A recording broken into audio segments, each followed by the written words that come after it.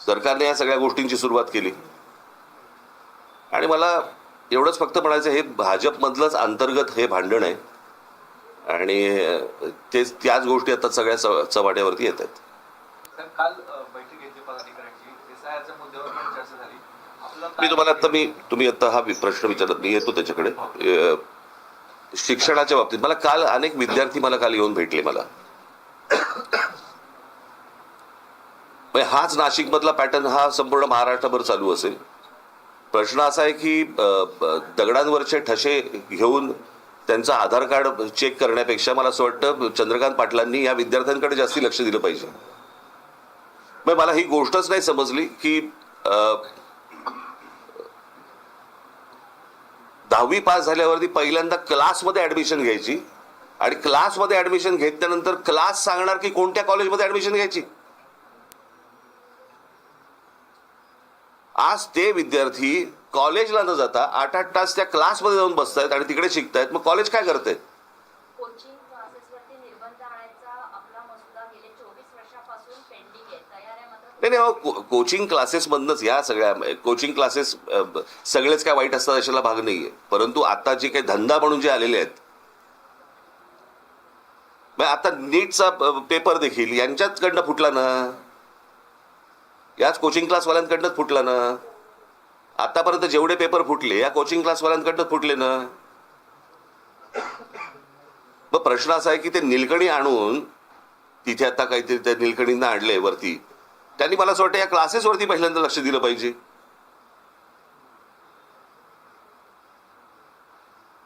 Classes ठरवणार की विद्यार्थ्यांनी कोणत्या कॉलेजमध्ये जायचं, हे कुठची शिक्षण पद्धत? चंद्रकांत पाटलांनी याच्यामध्ये लक्ष घातलं पाहिजे, मुख्यमंत्र्यांनी याच्यामध्ये लक्ष घातलं पाहिजे. विद्यार्थ्यांचे हाल होत आहेत. कॉलेजमधली फी किती? 20,000 रुपये आणि क्लासमधली फी किती? 1,40,000 रुपये. म्हणजे क्लासेस आणि कॉलेज यांच्या संगनमतानेच ह्या सगळ्या गोष्टी होत आहेत. क्लासेसवाले कॉलेजवाल्यांना पैसे पुरवत असणार. क्लासमध्ये 8-8 तास गेल्यानंतर कॉलेजमध्ये अटेंडन्स कसा लागतो? या अशा प्रकारची बेकार शिक्षण परिस्थिती शिक्षणाची असताना त्याच्यानंतर तुम्ही म्हणायचं की विद्यार्थ्यांनी चिडायचं नाही, तरुणांनी चिडायचं नाही. म्हणजे काय? काल मला काही विद्यार्थी मला इतकं वाईट वाटलं. मला त्यांनी विचारलं, साहेब परत नीटचा पेपर नाही ना फुटणार? एवढी आज तिथे एक मुलगा, मला मी त्या मुलाचं नाव काल त्याचे घरचे येऊन गेले, ज्याने आत्महत्या केली, यश गोसावी. त्या मुलाने आत्महत्या केली. ज्या 21 विद्यार्थ्यांची नावं आहेत आत्महत्या केलेल्या ह्याच्यामध्ये, त्याच्यामध्ये त्या यशचं नाव नाहीये. नाशिक मधला मुलगा आहे तो.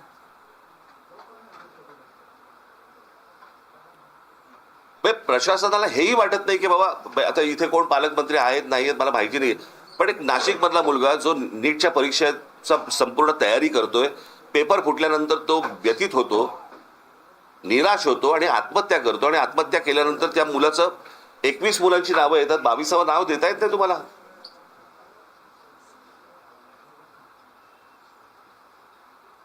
हे कोणतं सरकार चालू आहे आणि काय प्रकार चालू आहे मला समजलंच नाही. मला मी तुम्हाला एक गोष्ट वाचून दाखवतो, तुम्ही ती सर्वांनी नीट ऐका. आता बस, आता शांत.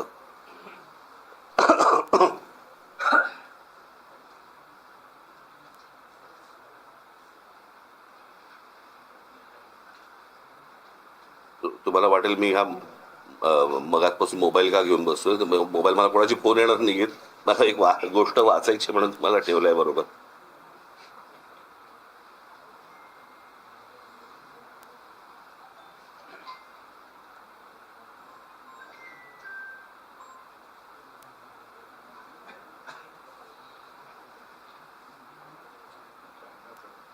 हा, तेच तुला पाठवलं होतं ना काय? हा हा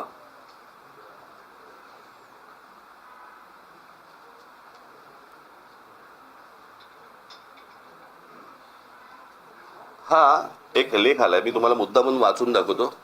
तुम्ही गप्प बसा रे आता. एक तर उशिरा येऊन कॅमेरा लावू नका तुम्ही. बाकीच्यांकडनं आउटपुट घ्या नंतर.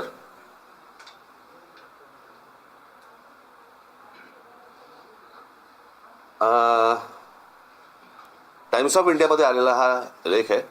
मी मुद्दामून तुम्हाला वाचून दाखवतोय हा. पल्लवी अय्यर या पत्रकारांनी हा लेख लिहिलेला आहे त्याच्यामध्ये, आणि त्यांनी चीन आणि भारत अशी एक कंपॅरिझन त्यांनी केलेली आहे. त्याचा मी तुम्हाला फक्त अर्क सांगतो त्या सगळ्या याच्यामध्ये. आपली आणि चीनची तुलना खरं तर करू नये. मोठी लोकसंख्या ही एक गोष्ट सोडली तर खूप फरक आहे. आपल्यात मुख्यतः तिथे लोकशाही नाही आणि आपल्याकडे ती आहे. तिथली राज्यव्यवस्था वेगळी आणि आपली वेगळी. परंतु तिथे शाळा झाल्यानंतर, 10वी झाल्यानंतर, शाळा झाल्यानंतर चीनमध्ये सगळी मुलं एक परीक्षा देतात. सगळी. त्या परीक्षेला गावकाव असं नाव आहे.